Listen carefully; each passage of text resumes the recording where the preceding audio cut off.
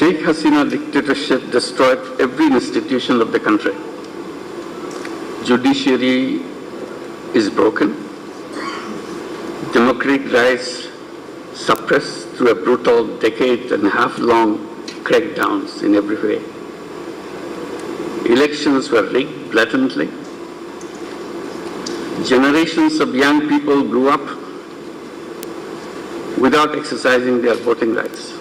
They never had an opportunity to go to a polling booth. Banks were robbed with full political patronization. এ সময় নির্বাচন commission, বিচার বিভাগ, জনপ্রশাসন সহ গণমাধ্যম পুনর্গঠনের কথা জানান ডক্টর ইউনূস।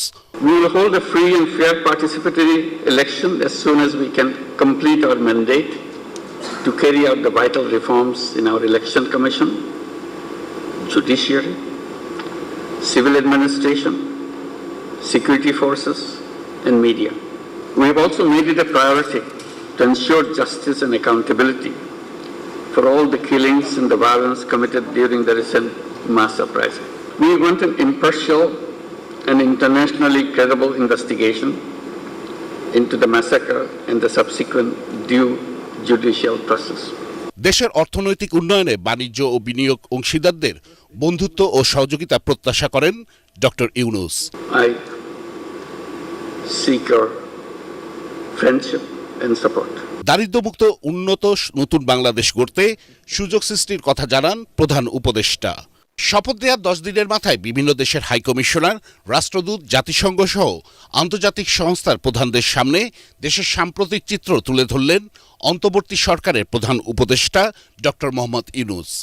হোটেল ইন্টারকন্টিনেন্টালে এ অনুষ্ঠানে উপস্থিত ছিলেন অর্ধশতাধিক কূটনীতিক।